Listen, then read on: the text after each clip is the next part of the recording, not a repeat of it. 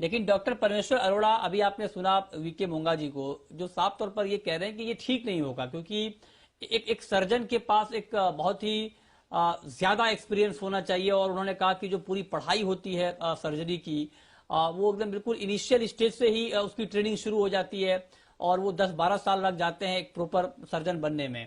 और ऐसे में उनका ये कहना है कि ऐसे में आयुर्वेद में सर्जन को मतलब सर्जरी को एंट्री दिलाने से ये कहीं ना कहीं एक दिक्कत वाली बात होगी, और सेकेंड हैंड ट्रीटमेंट होगा ये। आप एग्री करते हैं क्या? क्या आयुर्वेद अभी इतना तैयार हुआ है क्या कि वो सर्जरी को एक्सेप्ट कर पाए, और सर्जरी आयुर्वेद के जरिए हो? क्या आपका पूरा सिस्टम इतना पुख्ता है और इतना ठीक है क्या? पहले तो मैं डॉक्टर मोंगा साहब को विद रिस्पेक्ट ये कहना चाहूंगा कि उनका ज्ञान बहुत अधूरा है।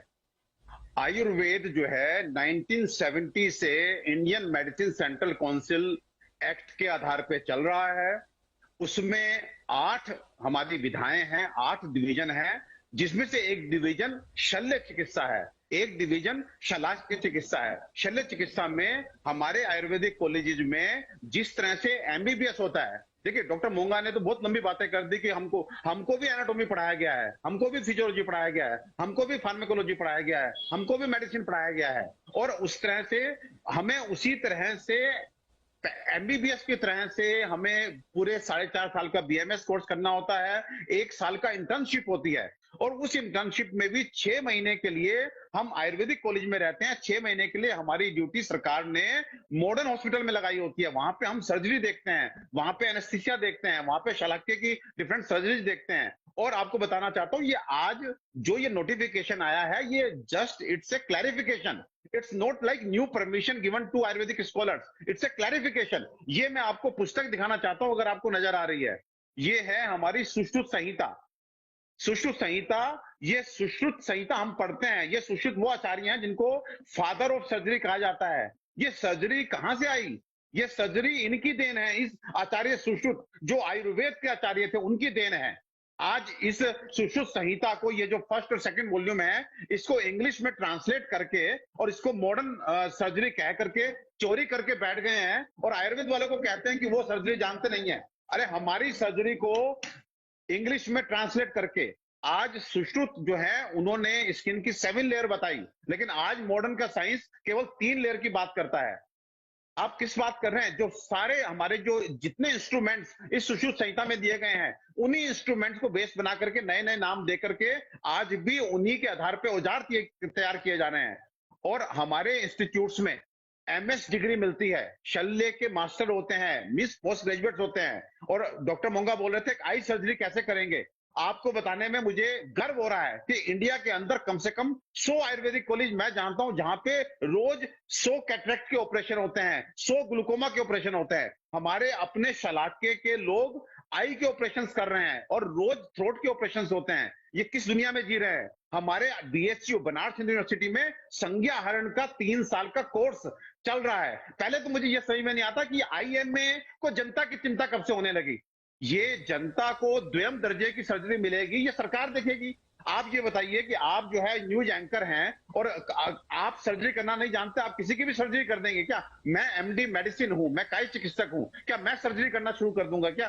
तो हमारे यहाँ जो शल्य चिकित्सक है, जिन्होंने 3 साल मास्टर ऑफ सर्जरी की डिग्री पढ़ाई की है, डिग्री ली है, वो लोग सर्जरी करेंगे। ये किस तरह का हास्यास्पद बयान है कि ये समाज के लिए अच्छा नहीं होगा, ये जनरल पब्लिक के लिए अच्छा नहीं है। अगर आयुर्वेदिक डॉक्टर ना हो तो हमारे जैसे पॉपुलेटेड कंट्री में कौन चिकित्सा करेगा? सो कहने का मतलब है, ये शल्य चिकित्सा आज जो नोटिफिकेशन है, वो इट्स ए जस्ट क्लैरिफिकेशन कि ये नहीं नहीं, ठीक बात है। हाँ, क्योंकि कहीं ना कहीं जो आयुर्वेदिक चिकित्सा अरोड़ा साहब, एक नहीं वो ठीक है। नहीं, आपने आपने बहुत अच्छे से डिफेंड किया है, लेकिन मैं एक छोटा सवाल आपसे अरोड़ा जी ये पूछना चाहता हूं कि मोंगा साहब भी यही कह रहे थे कि सिर्फ सर्जरी ही काफी नहीं है। उसका जो बाकी उसमें जो इन्वॉल्वमेंट होता है बाकी चीजों का, जो उन्होंने कहा कि एनेस्थीसिया का जो पूरा मामला होता है, या फिर पोस्ट सर्जरी जो केयर होता है, फिर क्या, मैं ये जानना चाहता हूं, क्या आयुर्वेद, मतलब बहुत सीधा और स्ट्रेट क्वेश्चन है कि क्या आयुर्वेद, एक सेकंड सर सुन लीजिए, मैं एक सेकंड सर सुन लीजिए, मैं सवाल पूरा कर लूं। क्या आयुर्वेद पूरी तरह से सक्षम है, इंडिपेंडेंट है, कि पोस्ट सर्जरी भी प्रॉपर केयर हो जाए आयुर्वेद में, या जो सर्जरी का जो पूरा तरीका है वो आप आयुर्वेद तरीके से ही पूरी सर्जरी को कंप्लीट कर लें, उसमें आपको एलोपैथ का सहारा ना लेना पड़े? क्या आयुर्वेद पूरी तरह से इंडिपेंडेंट है? क्या पूरी तरह से सक्षम है और परफेक्ट है? बिल्कुल ऐसा है, हम 100% सक्षम हैं। और मैं फिर आपसे कहना चाहता हूं कि देखिए, ये सर्जरी जो है इसकी शुरुआत ही आयुर्वेद से हुई। और अगर जो है केवल हिंदी में लिखी किताब को, अच्छा। संस्कृत में लिखी किताब को इंग्लिश में कन्वर्ट करके आप मॉडर्न सर्जरी का नाम दे दें, ये कहीं से भी सही नहीं है, ये चोरी है। आप ये बताइए कि क्या आईएमए को आज भारत को जो लोग इंडिया बोलते हैं, तो ये उनका भी विरोध करते हैं क्या? अगर मैं आज आयुर्वेदिक चिकित्सक हूं, मेरी किताब में हृदय लिखा गया है, और हृदय को अगर मैं आज के परिवेश में हार्ट बोलना शुरू कर दूं, तो मैंने क्या एलोपैथिक में अतिक्रमण कर दिया? क्या मैं नहीं सर, लिखने पढ़ने का वो अलग मसला है, वो अलग मसला है सर, ये बॉडी का सवाल है। हाँ, वो ठीक बात है अरोड़ा जी, आपने बहुत अच्छे से बताया है। मैं छोटा सा ब्रेक ले रहा हूं, और ब्रेक के बाद जी ब्रेक के बाद मोंगा जी मैं आपसे जानना चाहूंगा कि जब आयुर्वेद के डॉक्टर ये बहुत ही कॉन्फिडेंट होकर ये बात कह रहे हैं कि उनकी सर्जरी में कोई दिक्कत नहीं है, उन्हें भी प्रॉपर ट्रेनिंग दी जाती है, तो फिर आईएमए को क्या ऐतराज है? क्या इस ऐतराज के पीछे कुछ और वजह तो नहीं? छोटा सा ब्रेक, तुरंत लौट। अरोड़ा जी, मैं एक चीज आपसे, वक्त बहुत कम है, छोटा सवाल मैं आपसे जानना चाहता हूं कि आपका जो कोर है, जो आयुर्वेद का कोर है, ट्रीटमेंट का तरीका है, मतलब क्या ये बेहतर नहीं होगा कि आयुर्वेद का फोकस उसके ऊपर ज्यादा हो, और ताकि वो थोड़ा सा और उसका रेंज बढ़े, और उसके जरिए लोगों को और फायदा हो, रादर देन की एक नई चीज में आजमाया जाए सर्जरी में? नई चीज तो मैं मतलब आप कह रहे हैं कि बहुत पहले से चला आ रहा है, ये ठीक बात है, लेकिन चूंकि एलोपैथिक में बहुत आगे बढ़ गया है, तो आपका क्या इस पर कहना होगा? मैं कह रहा हूं कि 8 धाराएं हैं, 8 डिवीजन हैं, उन 8 में हम अपने आयुर्वेद को, क्योंकि अब अतिक्रमण का दौर खत्म हो चुका है, अब हम गुलामी में नहीं है। 1947 तक हम गुलाम थे, और अभी तक हम मानसिक रूप से गुलाम थे, कागजी आजादी थी। लेकिन अब वो टाइम आ गया जब हम अपने विज्ञान को, जो बहुत डेप्थफुल है, जिसमें जान है, उसको हर शल्य की दृष्टि से, शलाक्य की दृष्टि से, मेडिसिन की दृष्टि से, इवन अब कोविड के टाइम पे हमने जो इम्यूनिटी, अपना जो रसायन, हमारा रसायन चिकित्सा एक तरह से डिवीजन है, उसका हमने भरपूर योग करके और पूरे विश्व को हमने एक मैसेज दिया कि आप अपनी इम्यूनिटी बढ़ाइए। तो इसलिए जो हमारा आयुर्वेद है, सर आप प्लीज ट्राई टू अंडरस्टैंड। बहुत कम है, छोटा जवाब देते हैं अरोड़ा जी आप, कि जो आयुर्वेद में सर्जरी, मतलब हमारे दर्शकों के लिए, जो आयुर्वेद में सर्जरी होगी और जो एलोपैथ में सर्जरी होती है, सुप्रीम कोर्ट ने, तो क्या आयुर्वेद की सर्जरी की फीस कम होगी एलोपैथ के मुकाबले?